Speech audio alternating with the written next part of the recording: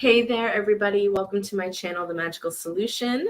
My name is Leilani. We are live here on YouTube, TikTok, and Facebook. Let me just make sure. Here we go. And we are continuing forward with our book club, right? So every Tuesday and Thursday night at 7 p.m. Eastern Standard Time, we get together. Hey, Mr. Marquise. We get together and we read whatever book we had chosen, whatever chapter we left off at, with regards to anything spiritual, right? So this go around, we started with Spiritism. We started with Spiritismo. We started with spiritualism, all of which was prompted by psychic mediumship, right? And so, of course, we started with the codices of Spiritism, where it kind of all started, which is the series written by pen name Allan Kardec. And the books that he wrote are many, but we only focus on the first three books. So it's the Spirits book, that's the first one. The second one is the Mediums book. And then the third one is the Gospel According to Spiritism. So we've already done the Spirits book and we've already done the Mediums book. That is over on my YouTube channel if you want to catch up. However, don't feel intimidated. Don't feel like you have to have read all those other books in order to hang out with us tonight, because the information that I'm going to be reading from the book, we're also going to interpret together. Also, those of you who are watching me on TikTok, first of all, thank you so much. But if you want to read along with me, I am currently live on YouTube as well. And YouTube, I share the screen so that you can actually read the book with me. Okay. So with that said, let's get to sharing the screen before I get started. Another thing I also want to bring to your attention is that, hold on one second. Here we go. Here we go. If you're in the comment section, let me know that you can see the screen. Okay. And then I'll be able to move forward.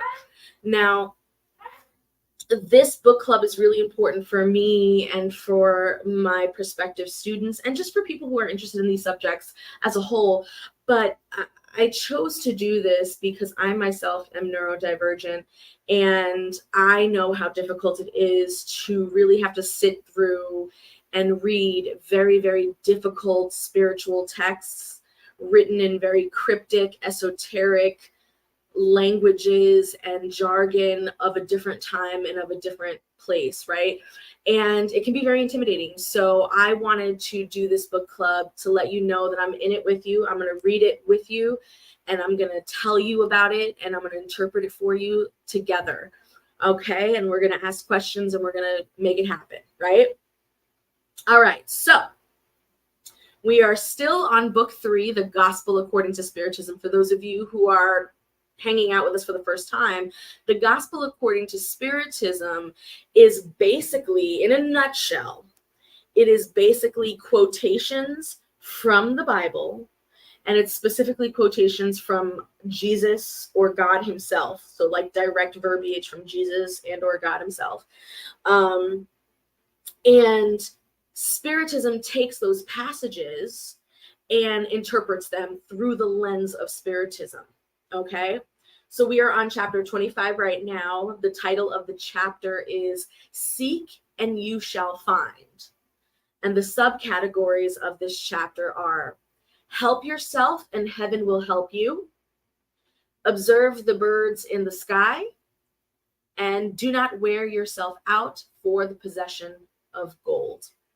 Bendiciones, Mel. Greetings, Selma. Hello, everyone who's in the chat.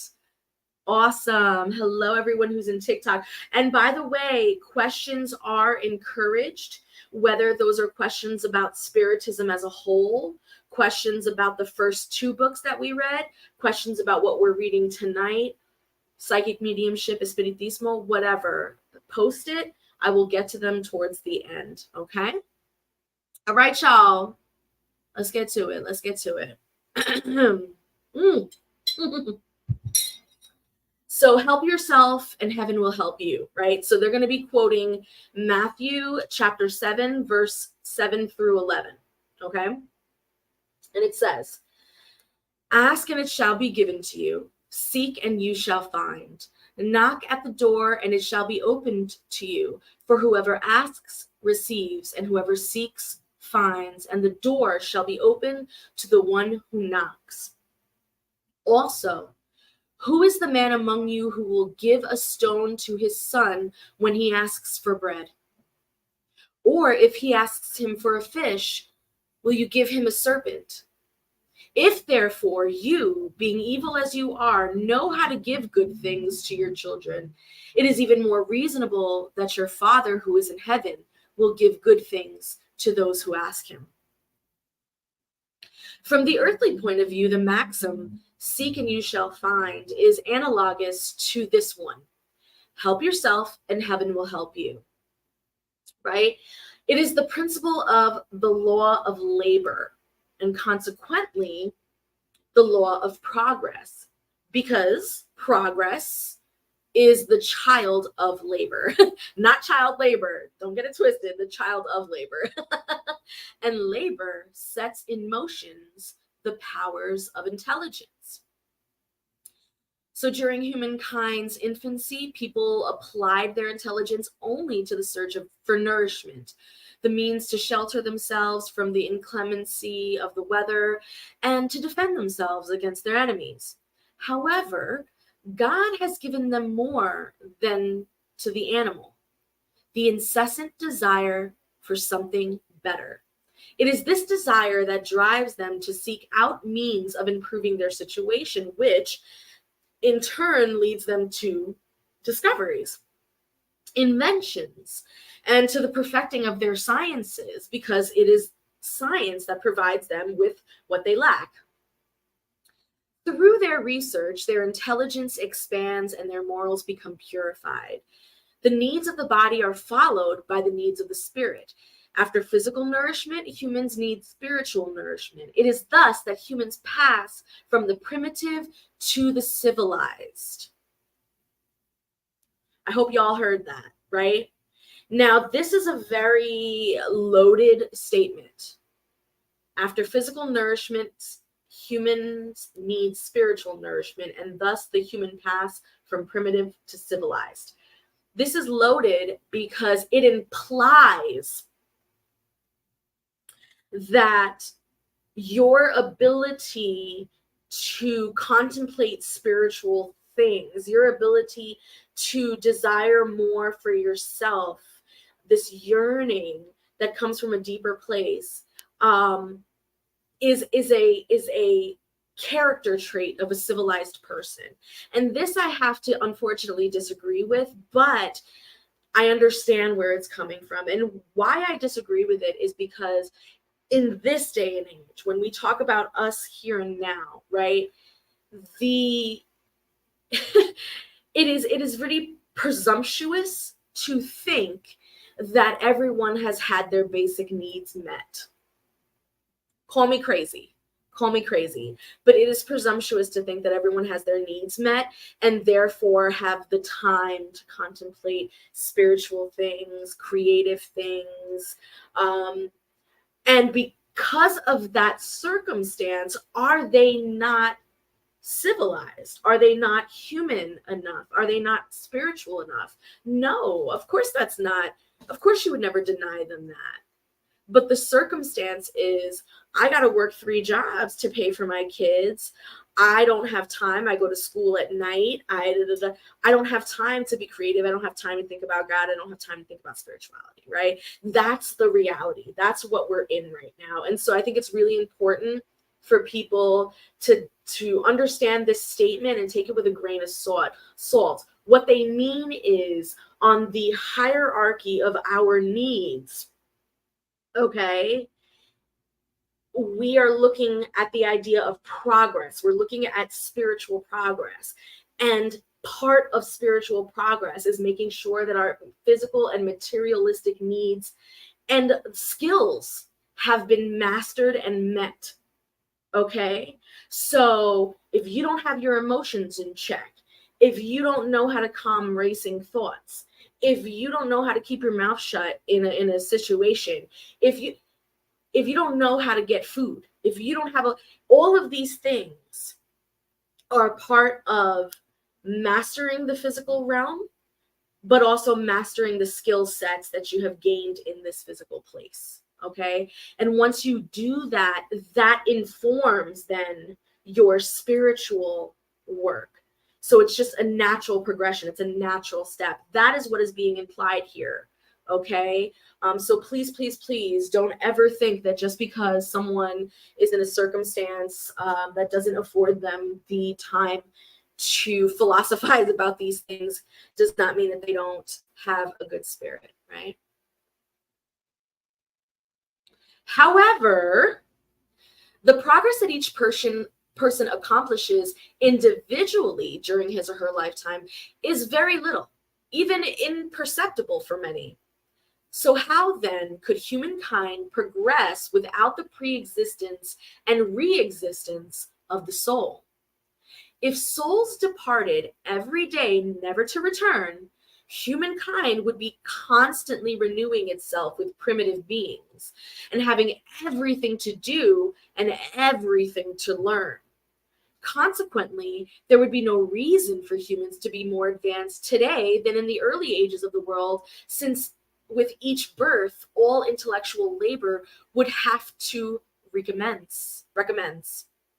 On the other hand, by returning with the progress it had accomplished, and each time acquiring a little bit more, the soul passes gradually from barbarism to materialistic civilization, and from there to moral civilization. So with this statement, where do you think we fall on that scale? Like right here and right now, where do you think we fall? Are we barbaric? Are we materialistic? Or have we hit the moral stage? I definitely want to hear your thoughts on this, because I personally think that we are still at that materialistic stage and kind of teetering on barbarism, if you ask me. Okay, because there is absolutely nothing humane about literally destroying our planet and every living thing on it for the sake of materialistic and corporate greed. Like, there's nothing more barbaric than that. So to me, I think we teeter on barbarism and materialism. What do you guys think? What do you guys think? Yes, materialism. Okay. What are we feeling here on TikTok? So, the goal though, the goal of the spiritist, the espiritista, the humane person who is on a spiritual journey, the goal is progress, right? And so reincarnation, what that does for us, and we talked about this back in the Spirits book, reincarnation affirms and validates the fact that we are on a progressive journey. Because if every new life that comes on this planet comes with zero ancestral knowledge and ancestral wisdom, Akashic wisdom, divine wisdom, and they are starting from scratch, progression will either be hella a lot slower or not at all, according to this diaphragm. However, with reincarnation and the observation of seeing children and young adults and people who engage in past life regression, past life therapy sessions, past life hypnosis sessions, are the observation is that there is a collective memory that is being tapped into with every incarnation. Memories build upon memories. And so the guy who came up with, this particular discovery back in 1800, Even if that discovery was lost in the veil of time and all of his works were burned in a fire and there was no evidence that he came up with this particular discovery other than he lived a life once upon a time. That, according to Spiritism, is enough, because that discovery, that knowledge has now been reabsorbed back into the collective and we have access to it. That is part of our collective memory. Hopefully that makes sense to you guys. And with that collective memory in each lifetime, we have the responsibility to progress and move forward utilizing that knowledge, okay? So that we can eventually end up as the last category, which is the moral civilization, okay? So if God had exempted human beings from bodily labor, their limbs would have atrophied. If God had exempted them from intellectual labor, their spirit would have remained in infancy and in the state of animal instinct. That is why God made labor a necessity and said to them, "Seek and you shall find, work and you shall produce. In this way, you will be the children of your deeds. You will derive merit from them and you will be recompensed according to what you have done." Now, when we're talking about labor here, when we're talking about work here, we're not talking about a 9-to-5, guys. We're not talking about a career. God is not asking you to slave away to some corporate big head. That's not what he's saying here. The work here, the labor here is divine work. It's divine labor. It is, if we can remember from the Medium's book, the first tenet of Spiritism, and that is charity, right? So the divine labor, the divine work is charity. That is what we do. It is our good deeds towards ourselves and towards others and towards the earth as a whole, right? So charity. And you will be judged. You will be rewarded based on your charity. What have you done? What are your good deeds? So it is through this application of this principle that spirits do not come to spare people the work of research by bringing them discoveries and inventions that are completed and ready to produce. In such a way, they would only have to take what was put in their hands without having to go through the trouble to bend down to pick it up or even to think about it. If that were the case, the laziest individuals could enrich themselves and the most unlearned become wise at no cost, and both would receive merit for what they have not done. No, no, no. Spirits do not come to exempt people from the law of labor, but to show them the objective they must reach and the way they will lead them to it, saying to them, "Press on, and you shall arrive. You will find stones under your feet. Look and remove them yourselves. We will give you the strength you need if you wish to use it." That was a quote from the Medium's book, right? So that is the divine work. That is the labor. Okay. And it's twofold. It's twofold. Because remember, charity isn't just about giving to someone, right? Charity is also about spreading the word, right? It's still a very Christianized word in terms of charity that's being used here. And so when you're spreading the word, or when you are on your spiritual journey, there is going to be hiccups. There's going to be pushback. There's going to be inertia. There's going to be obstacles. That's the whole freaking point of being on this journey. And so the divine work, the flip side of divine work is not just the charity and the good deeds, but it's also staying on course, pressing on, persevering, having spiritual grit, right? All of this is part of the work and the labor and the law of the labor that we're talking about here. Now, from the moral point of view, these words of Jesus mean, ask that the light may enlighten your way, and it will be given to you. Ask for the strength to resist evil, and you will have it. Ask for the assistance of the good spirits, and they will come to accompany you. And like the angel of Tobit, they will serve as your guides. Ask for good counsel, and it will never be refused to you. Knock at our door, and it will be open to you. But ask sincerely, with faith and fervor and trust. Present yourself with humility and not arrogance. Otherwise, you will be left to your own devices, and your failures will be punished for your pride. Such is the meaning of these words. Seek and you shall find, knock and it shall be opened to you. My mother always used to say, the squeaky wheel gets the oil, right? Ask and you shall receive, right?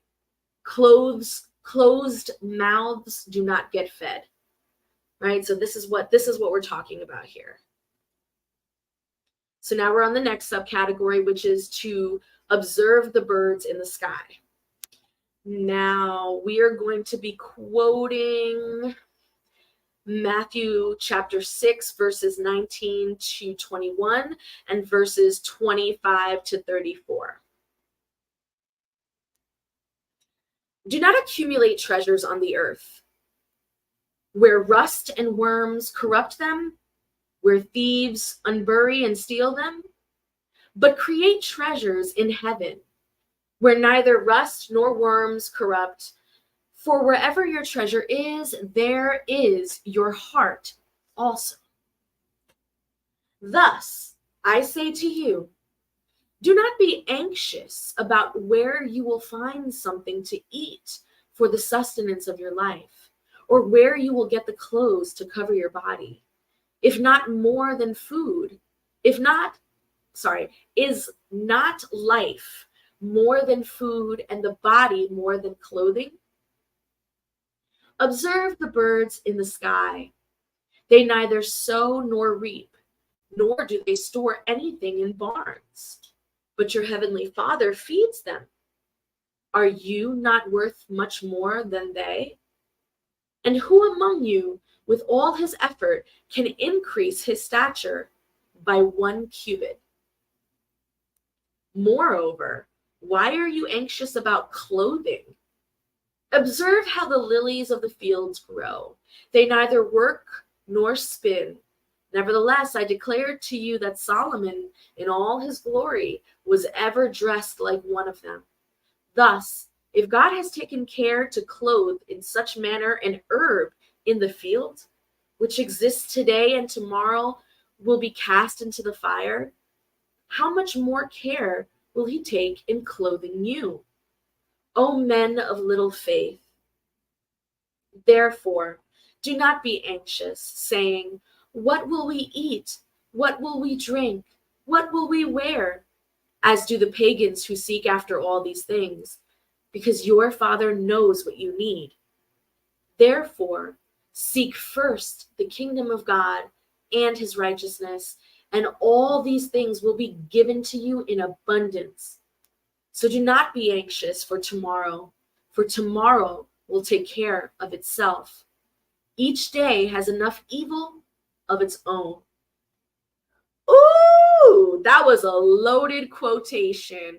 So before we get into the interpretation of it from the eyes, through the lens of Spiritism, that last line I think is really, really, really, really important, because I think so many spiritualists on their journey, whether they are on a mystic journey to understand themselves in relationship to God and in relationship to nature, and how that trifecta, intermingles, whether it's magical and esoteric, what is the spiritist's role in manipulating energy and changing the environment around them, whether that is completely devotional and looked at as something outside that needs to be addressed.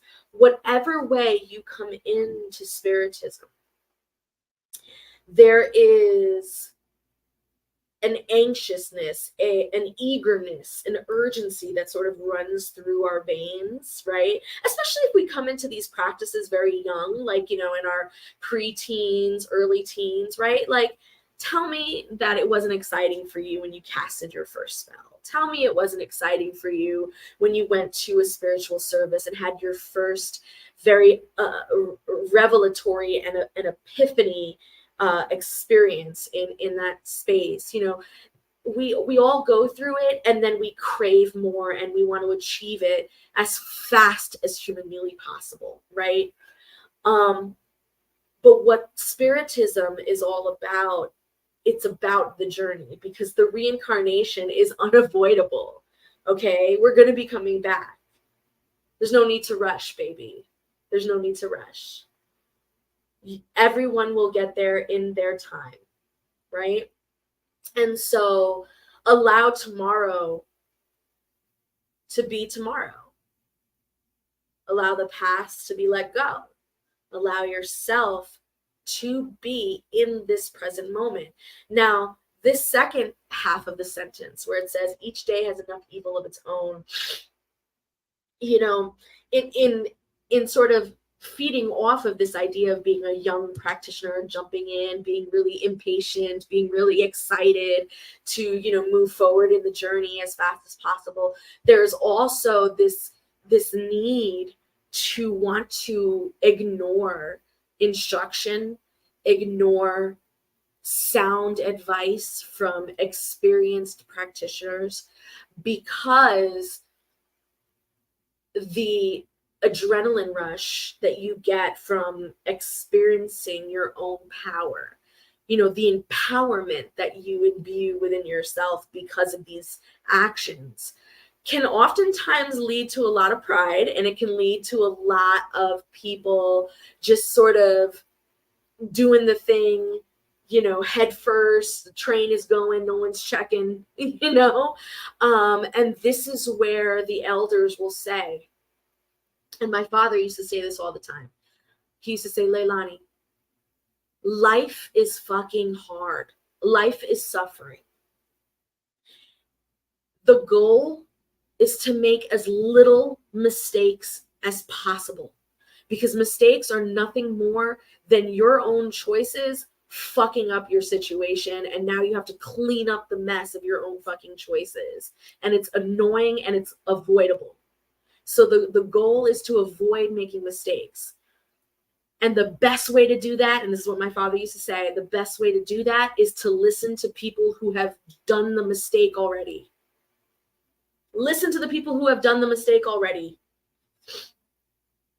But the problem, as we see here with Spiritism sort of giving this other piece of wisdom, is that in addition to being in such a rush and being in such an urgent state and really, you know, running before walking, and jumping into things head first, the other issue is also not realizing that you're making it harder for yourself by trying to reinvent the wheel when it comes to these spiritual practices, when the information has been there all along. All you need to do is bring that information forward to 2023. That's your only job. Your only job is progression, and to take the spiritual movements and progress them with you. Okay? So I think it's really important that we understand that life is hard. There's going to be enough experiences that are going to cause you to be like, wow, there's so much evil in the world, right? But you must persevere, you must keep going, and you must not make it harder for yourself. That was the point of that last sentence, at least in my freaking opinion, according to Spiritism. But let's see what Spiritism has to say. So, taken literally, these words would be the negation of all foresight and labor, and consequently of all progress. With such a principle, people would reduce themselves to an expectant passiveness. Their physical and mental powers would remain inactive. If such had been their normal condition on the earth, they would have never left the primitive state. And if this were to become the law today, they would have nothing more to do than to live in idleness. This could not have been Jesus's thought, because it would be in contradiction with what he said elsewhere and with the laws of nature themselves. God created humans with neither clothing nor shelter, but gave them intelligence to make those things. Therefore, one should see in these words only a poetic allegory of providence, which never abandons those who put their trust in it, but which wills that they work alongside it. Even though providence does not always come to them with material help, it does inspire them with ideas with which they may find the means of freeing themselves from their difficulty. God knows our needs and provides for them according to what is necessary. However, people, insatiable in their desires, never know how to be content with what they have. The necessities are not enough for them. They need the superfluous. It is then that providence leaves them to themselves. They are often unhappy due to their own fault and having disregarded the voice that warned them in their conscience. And God allows them to suffer the consequences so they may serve as a lesson for the future. The earth will produce enough to feed all of its inhabitants when, according to the laws of justice, charity, and love for one's neighbor, people know how to manage the provisions it gives to them. So when fraternity reigns among all people, as it does among the provinces of the same country, the temporary surplus of one will make up for the temporary insufficiency of another, and each will have what it needs. The rich will then regard themselves as those who possess a large amount of seed, and if they scatter it, it will produce 100-fold for themselves and for others. But if they consume the seed by themselves, if they waste it and allow the surplus of what they consume to be lost, the seed will produce nothing, and there will not be enough for everybody. If they hoard it in their barns, the worms will devour it. That is why Jesus said, "Do not accumulate treasures on the earth, which are perishable, but create treasures in heaven, because they are eternal." In other words, do not attach importance to material possessions than spiritual ones, and know how to sacrifice the former on behalf of the latter. Charity and fraternity are not decreed by law if they are not in the heart. Selfishness will always stifle them. It is the labor of Spiritism to enable them to enter the heart. Okay, so again, the spirits, your spirit guides, your spiritual court, the spirits that walk with you, these spirits are not going to solve your problems for you, but they may be like a muse. You know, they may inspire you to get a particular solution going. They may open a roadway for you so that an opportunity comes in so that you can have the financial means to do what you need to do, right? These are all ways in which good spirits help us to stay on the path as long as we, in complete humbleness and sincerity, do this work of charity and fraternity from that perspective of Spiritism, and not from like an egoistic, selfish perspective. Okay. All right. So the next subcategory: do not wear yourself out for the possession of gold.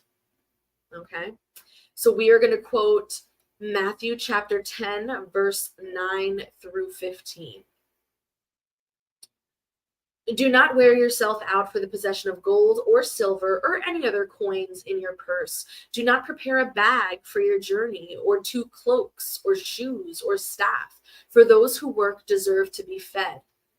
In any city or town that you have entered, inquire as to who is worthy to house you, and remain with him until you leave. When you enter the house, greet it, saying, "May peace be in this house." And if the house is worthy, your peace will come upon it. And if it is not, your peace will return to you. Whenever someone does not wish to receive you or to listen to your words, When you leave that house or city, wipe the dust from your feet. Verily I say to you that on the day of judgment, Sodom and Gomorrah will be treated less harshly than that city. Oh, oh, Jesus, man, he's got some words, right? Ah, golden goddess, you like it? Isn't it cute? So let's see what Spiritism has to say about this. So these words, which Jesus addressed to his disciples when he sent them out for the first time to proclaim the good news, display nothing strange for that era. They are in keeping with the patriarchal customs of the East, where the traveler was always received into one's tent. However, travelers were rare back then. Among modern cultures, the increase in travel has led to the creation of new customs, and those of ancient times are found only in far-off regions and have not yet been affected by much travel. And if Jesus were to return today, he would no longer be able to tell his disciples, set out without any provisions. Besides, their actual meaning, these words contain a much deeper moral meaning. Jesus was thereby teaching his disciples to trust in providence. By having nothing, they could not tempt the greed of those who received them. It was a way to distinguish the charitable ones from the selfish. That is why he said to them, inquire as to who is worthy to house you, which means who is humane enough to shelter the traveler who has no means of paying, because such persons are worthy of hearing your words, and by their charity you will recognize them. As for those who did not want to receive them or listen to them, did he tell his disciples to curse them, to impose themselves on them, or to use force or coercion to convert them? No, of course not, but purely and simply to go somewhere else and look for persons of goodwill. This is what Spiritism tells its adherents today. Do not violate anyone's conscience. Do not force anyone to give up their own beliefs to adopt yours. Do not cast an anathema on those who do not think like you. Gather those who come to you and leave in peace those who reject you. Remember Christ's words, formerly heaven has taken by force, today it is taken by kindness. I freaking love that, you guys. I love that so much because it's true. It's true. You know, the whole idea of the Catholic Church, the Crusades, you know, I mean, there are so many examples of how people spread their spiritual beliefs through violence. And we're not talking about just Christians or Catholics. I mean, you see this all over the world. There are, you know, people are fighting over land, fighting over, you know, goods and spices, fighting over women, fighting over whatever. But they also fight over whose God is right, right? So, you know, the idea of a Christian back then was to test people by coming in as the homeless, you know, the pauper, the one whom you would turn a blind eye to. And their test was who would take them in, because they're already practicing spiritist practices. They're already practicing Christian ideals by offering charity. So it is easy to identify those people. In today's day and age, if you're going to try and spread the good news or spread the information of Spiritism, you can't be going out here, you know, being homeless and, you know, reaching out to people. And you can't also be out here, you know, forcing it on anyone and being violent towards anyone until they do believe you, right? Spiritism makes it very clear that the message of Spiritism and the spirit of truth will only be listened to by those who seek that information out, who want to have an open ear. Don't waste your breath on anyone else. Because simply just being on that journey, simply just wanting to know, simply just having that open ear, that puts you on a spiritual journey, whether you believe it or not. And Spiritism may not be the fit for you, right? Having these ideals and working through these concepts, this may not fit your framework, and that's okay. That is okay, because again, it's a philosophy that can be ritualized and spiritualized. It's a philosophy that can also be incorporated into magical practices, and it's a philosophy that also can be incorporated into science. So, I mean, take what you will from it. You know, that's what we're learning about this practice of Spiritism, and that's what these books are telling us. So, we are at the end of chapter 25. Next time we meet, we will be on chapter 26, which is give freely what you have received freely. And the subcategories are the gift of healing, paid prayers, the merchants expelled from the temple, and mediumship that is free of charge. Ooh, I already know people are going to be signing up to listen to that part, because there is so much back and forth between whether or not we should offer our mediumship services for free. And so let's see what biblical quotes have to say about all of that stuff, right? So now we are open for questions about Spiritism, questions about psychic mediumship, questions about Spiritismo, questions about any of the Allan Kardec books that we have read so far, questions about tonight's reading, whatever you guys want. We are available. Some people think it's better to be feared than loved. Fact. It's crazy. You know, you're not the first person that says that. I swear, like, it's like there's like a thing going on in the air.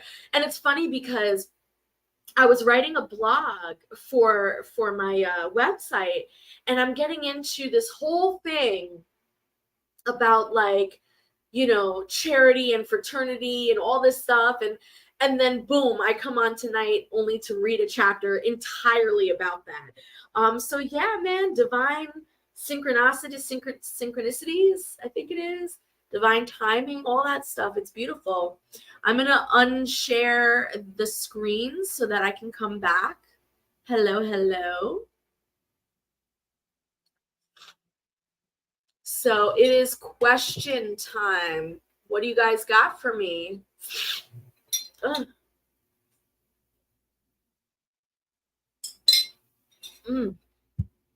So good.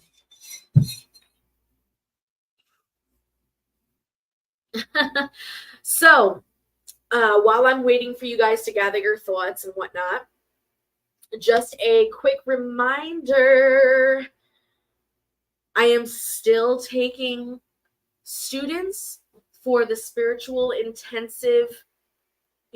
development intensive series.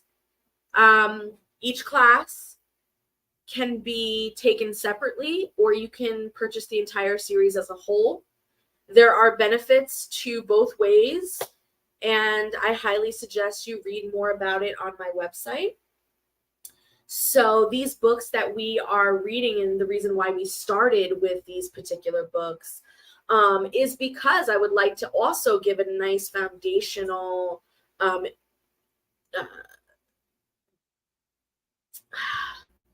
just a core understanding of basic Spiritism 101 to anyone who might be interested in becoming a future student of mine.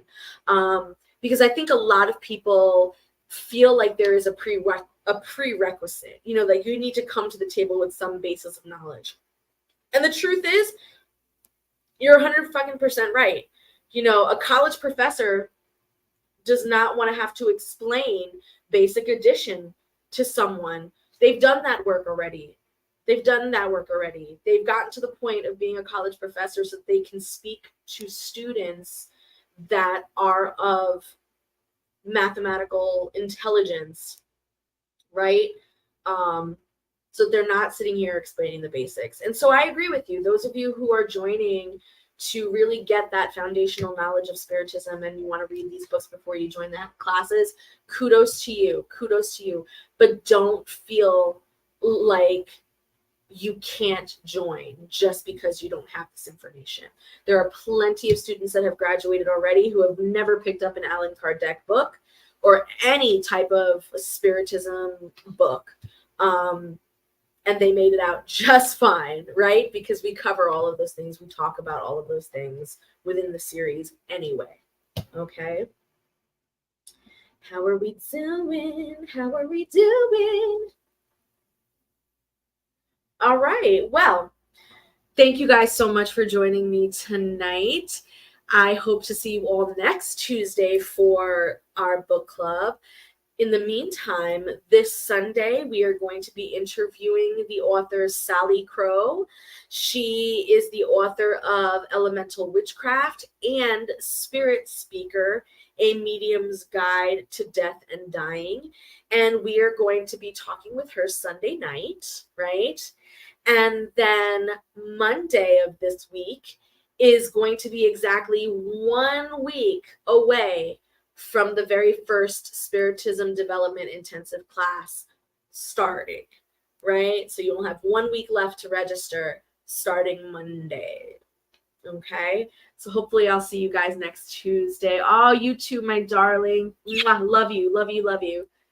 Bye, guys. This is how we grow. Make sure you like, comment, share, and subscribe. You know how to do it, right? You know what to do.